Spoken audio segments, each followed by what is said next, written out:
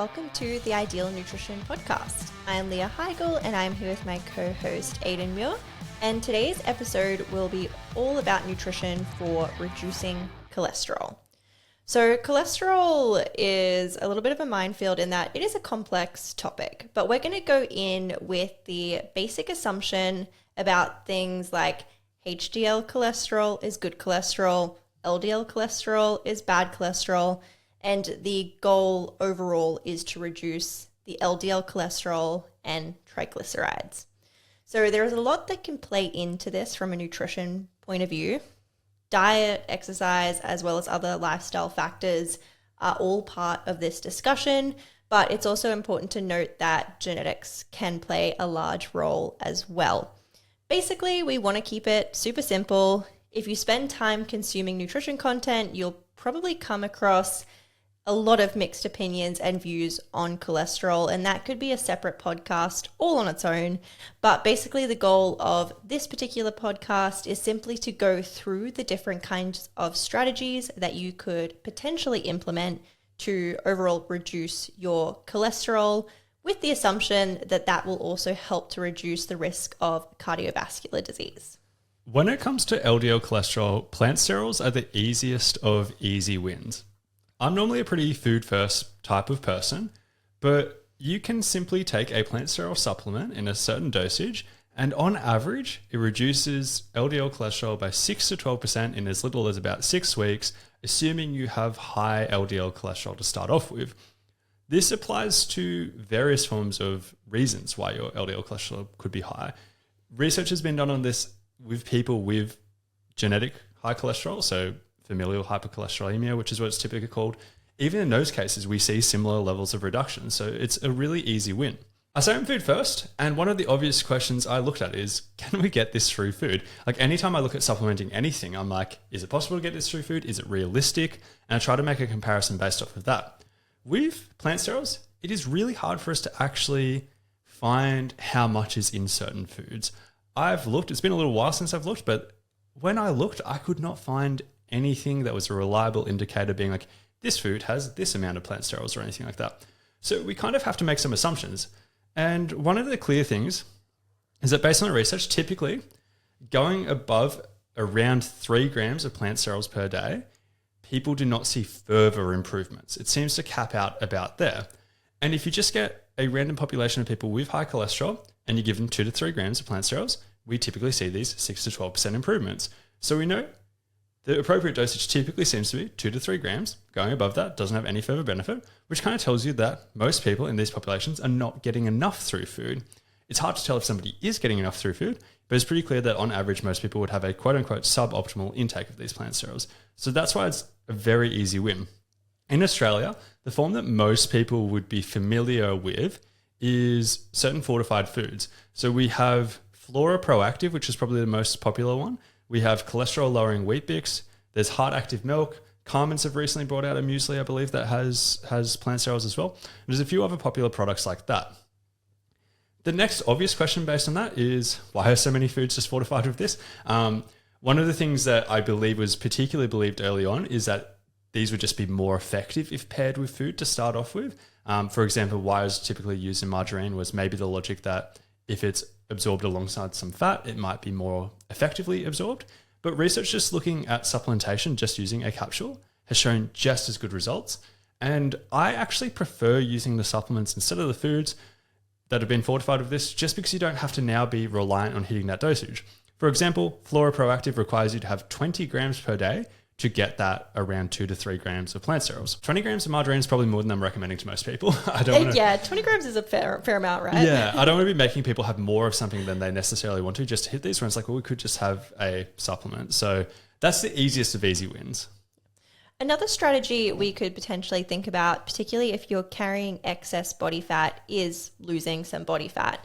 Something that stands out to us is that almost every study that we've read on this particular topic where participants have lost over 5% of body weight on average, LDL cholesterol has also dropped alongside that body fat reduction. That doesn't mean every individual in those studies has experienced a reduction in cholesterol from a weight drop, but this is just referring to averages. So we know on average, it does seem to impact LDL cholesterol in a positive way.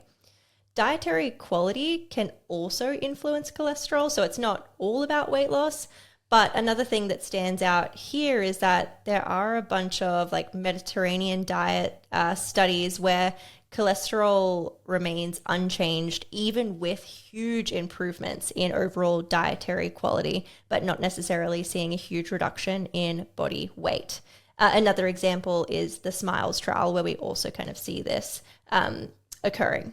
That being said, it's a bit of a red herring since the Mediterranean diet has been shown to consistently reduce the risk of cardiovascular disease regardless. So when we're thinking reductions in LDL cholesterol and triglycerides, like ultimately that is to reduce the risk of heart disease. But it seems like with something like the Mediterranean style diet, they're not seeing these huge changes in cholesterol, but they are seeing improved health outcomes in regards to reduced risk of cardiovascular disease.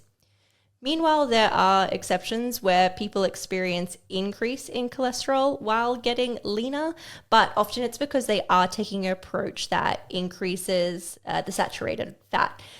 So it could be that maybe they are getting leaner from their approach, but maybe it's something like the carnivore diet where they have a really high intake of saturated fat. Yeah, personally, just anecdotally from what I've seen, the only times I've really seen that where people have gotten significantly leaner and the LDL has increased is carnivore / ketogenic type situations. That doesn't mean there's no situations where it has outside of that. That's just the most common thing that I see. Now talking about saturated fat and trans fat. Trans fat is clearly linked with cardiovascular disease and just adverse outcomes in general. I don't think I've seen anybody ever debate that. Have you ever seen anyone debate that? I don't think I have, no. I think that's pretty clear, right? One of the few universally agreed upon things in nutrition. Saturated fat is more complex and not as clear-cut as you'd think. For example, in the show notes of this, I've linked a meta-analysis on saturated fat and cardiovascular disease risk that found no increased risk of cardiovascular disease. Tightly controlled studies do tend to find a link between saturated fat and LDL cholesterol on average. Something that makes this a complex topic is you will find people who will try to debate this point, which is why I come back to that tightly controlled things. An example that is super commonly used in the nutrition space is what I tend to call like narrative-driven arguments. Like something that I often see is people would be like, Ansel Keys did a study in the 70s. Don't quote me on the 70s, but like he did a study. There was a 7-country study and he messed with the data to make it show that saturated fat was linked with cardiovascular disease or increased LDL. I'm no Ansel Keys expert, but the narrative like driven thing is often just being like this one person, Ansel Keys, did this, it led to this finding, and then everybody just followed him like sheep and everybody believes that saturated fat leads to cardiovascular disease. One thing that I like to touch on with that is that's kind of offensive. It's kind of offensive to anyone who is in this space who is really trying really hard to get good answers to tough questions about how they can help people to the best of their ability. And there are very smart people who would not just be fooled by one person messing with some data. Like there's so much research on saturated fat. There's so much research. There's so much modern research. We're in 2024. Like, do we really think that what happened in, for example, the 70s or 50s or whatever has just shaped how we all view things in 2024? I just wanted to touch on that narrative-driven approach. If you are super keen to learn more about this, there is a really dense article from Sigma Nutrition in the show notes that covers this topic better than anything else I've ever seen. It goes through this in so much detail. I believe from memory it even includes a bunch of that stuff on Ansel Keys because I'm no expert on his specific like wrongdoings, etc. Because I don't think it matters when they've got so much research these days. But the short version is I wouldn't overthink this. If your goal is to reduce cholesterol, it does make sense to reduce saturated fat, even if it's not the be-all and end-all. Yeah, and it's not that you have to reduce your overall fat intake either. It could just be looking at reducing your overall saturated fat intake and then introducing more mono and polyunsaturated fats. And that in general has been found to reduce LDL cholesterol. And that is a very huge point because how I touched on that meta-analysis earlier that did not find a link between saturated fat and cardiovascular disease, the big question is always, what are you replacing it with? This is a criticism that a lot of people say that's like, if you replace saturated fat with quote unquote refined carbohydrate, is it going to reduce the cardiovascular disease? What if you replace it with extra virgin olive oil? Are your odds suddenly improved? Like, there's so many ways you can look at this. This applies to a lot of nutrition research as well. On that topic of healthy fats, the first one that comes to mind for a lot of people would be omega-3s and being like, how does this impact this? Omega-3s have really good research.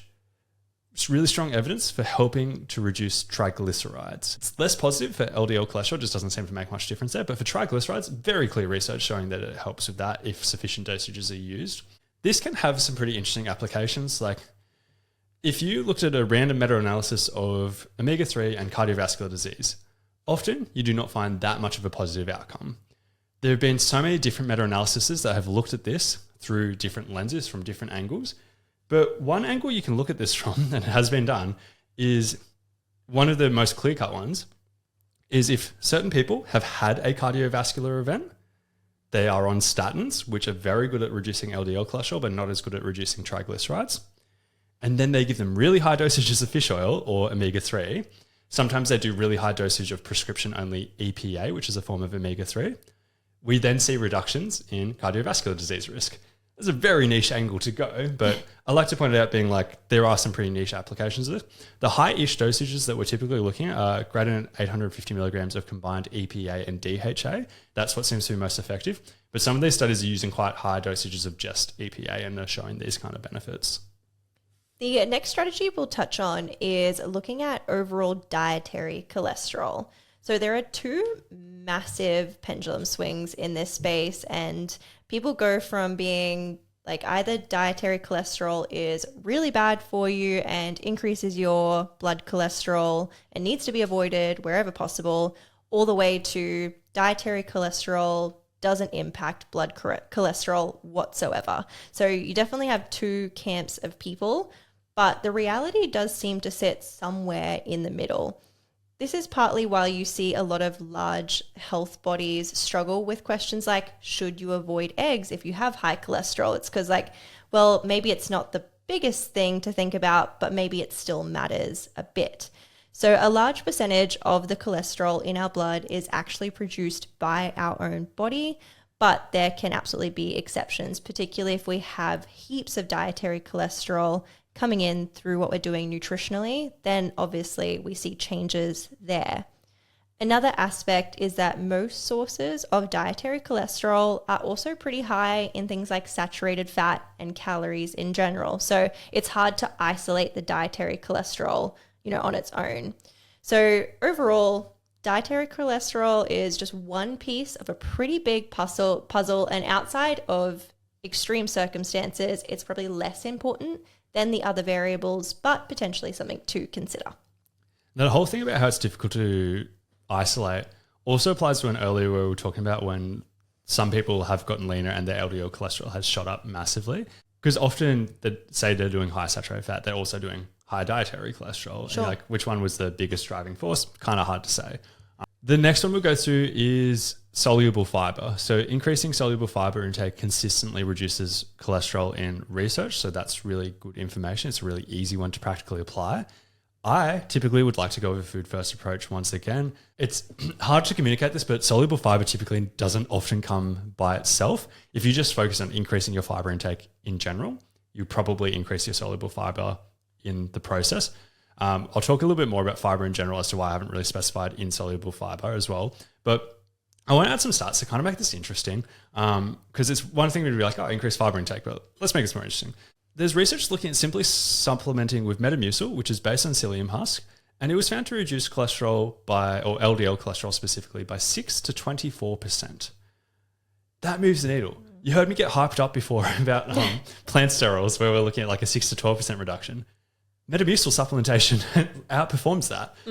The logic is that soluble fiber, specifically psyllium husk in that case as well, it can form a bit of a gel-like substance which can trap cholesterol.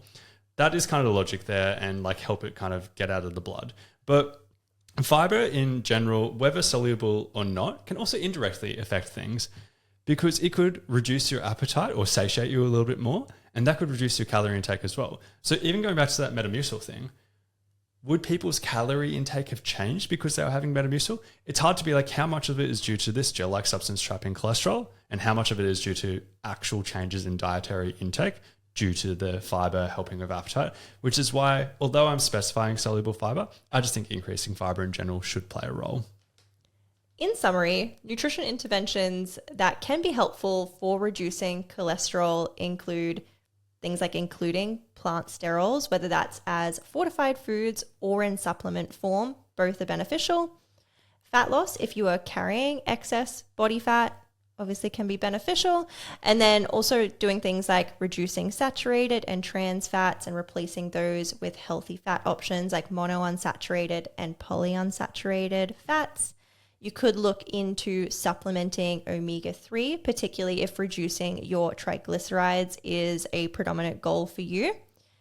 Having an awareness of dietary cholesterol is a good idea. It's not the be-all and end-all, but it's still important to not have an excessively high intake of dietary cholesterol.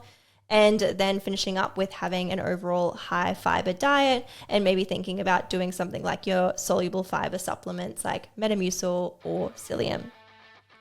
This has been episode 147 of the Ideal Nutrition Podcast. As always, if you have not already, if you could please leave a rating and a review, we would massively appreciate that.